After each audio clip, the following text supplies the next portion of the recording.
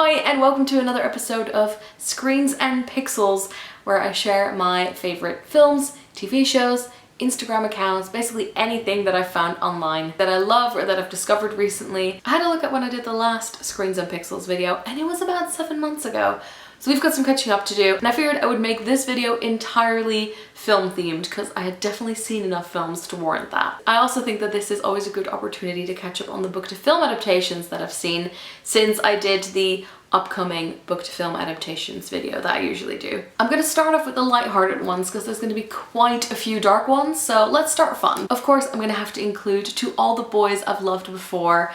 I talked about this in the upcoming book to film adaptations video, and I didn't realize at that point that it was a Netflix film because there wasn't that much info on IMDb. And then of course it was released. I instantly watched it and I have actually seen it again since then, and I think a lot of people have been watching it like 3, 4, 5 times because it is such a fun film to watch. There's obviously a stressful element to it because if you don't know what it's about a girl who writes letters to her crushes, and then one day all those letters get mailed out and it confuses a lot of things at school. It's also about how the main character, Laura Jean, is scared to get out of her comfort zone. Outfits are adorable, her room looks gorgeous. It's just a really, really fun film to watch over and over again. I said before that I'm not super interested in the book because it's not really a genre I usually read, but I'll be watching this film again, definitely. Then also on Netflix, and within the same genre, I watched the film Set It Up. It's basically about 2 executive assistants who have bosses that are really demanding, and they spend lots and lots of their life in the office,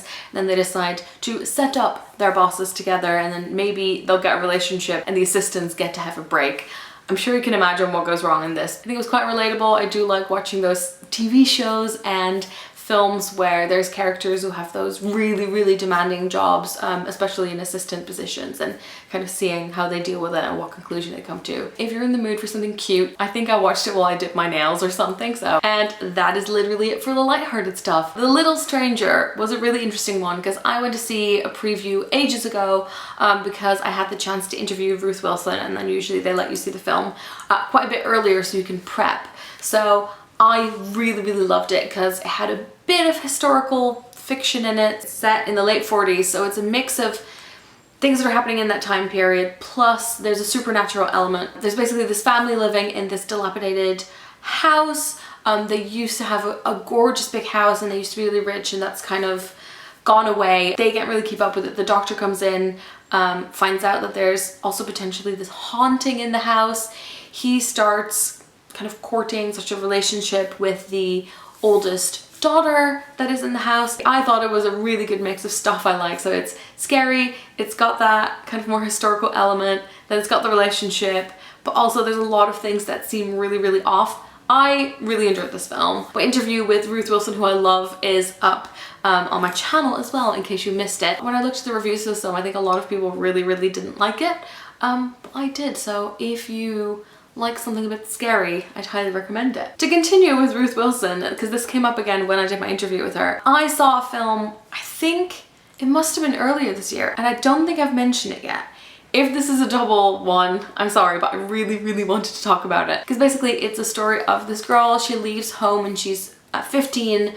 She lives in the north of England and she basically just makes a life for herself, then returns to the farm many years later, and her dad has passed away, and then her brother still lives there. He's making a mess of the farm and wants to sell it, and she's desperate to keep a hold of it and make it work again. There's obviously some unresolved things between the brother and the sister, and you find out a bit more about their family history. I thought it was so lovely to have I think they're Yorkshire accents, which in the beginning definitely were a little bit hard to understand. It has that feeling of like the countryside, and it really has that indie film feel to it while still like looking absolutely beautiful, and the acting is amazing. Such a raw story.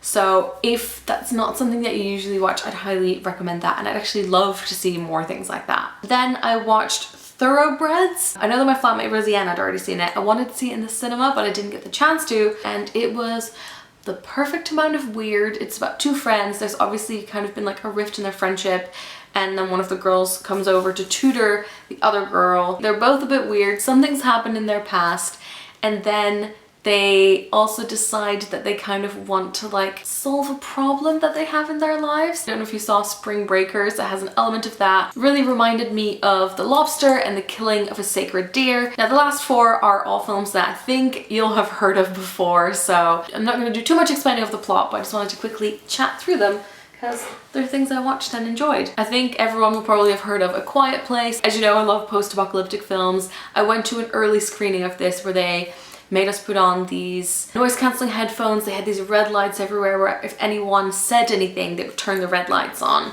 There were real leaves on the floor. It was really, really exciting, and it really put us in the mood for this film. It is also such an interesting film because obviously it's always going to be different watching that one in the cinema depending on what kind of audience you have with you, because it is such a quiet film. I don't know, I thought it was such an interesting mix of being a horror film and then just being a family story, and I think it's also one of those films that would bring in a lot of non-horror fans. Of course, I couldn't miss out The Miseducation of Cameron Post. It was a book that I read recently and really, really enjoyed, and the film I think definitely lived up to it. Chloe Grace Moretz in the main role, by the way, and they did this really interesting thing where they basically took about half of the book, the last half of the book for the film. Basically saw a lot of tube posters, and then I haven't really heard anything about it afterwards. I saw it a bit earlier. I really loved it. I thought it was a really tough watch as well, but I do think they captured the spirit of the book so well. So I thought it was a really good book to film adaptation. If you've read both the book and seen the film, if you haven't read the book,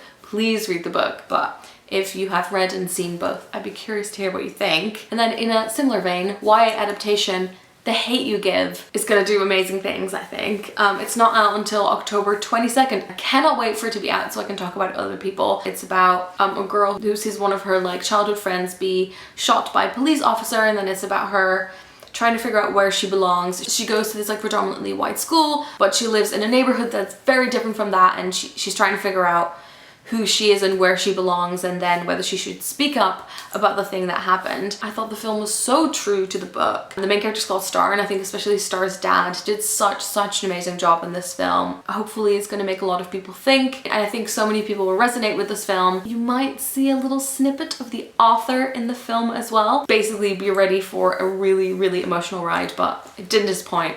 I loved it so much, and I hope you will too. And finally, I watched, I guess, a classic that I really wanted to watch again since I started listening to this podcast called My Favorite Murder, and it is The Silence of the Lambs. I had watched it ages and ages ago. I wanted to watch it again, refresh my mind, and now that I know a little bit more about serial killers, that's a weird thing to say, and it definitely did not disappoint. It was more gruesome than I remember. It was more terrifying than I remember. I did a lot of screaming at the TV, like, don't go in there! But if you haven't seen it in a while, I recommend checking it out again. So basically, now you're all caught up on the films I've watched in the last, I don't know, 5 or 6 months. Obviously, I've watched more films, but these were some of my favorites. I think maybe the next Screens and Pixels will be themed around TV shows that I've been watching on Netflix. I'd love to hear what you've been watching recently, if you have any favorite films or ones that you're really looking forward to. Of course, you can find me on Instagram. I do a lot of Instagram stories of me traveling or just kind of my day-to-day or what I'm reading. So if you're interested in that, you can follow me there. And that's it for now. Thank you so much for watching. Doei!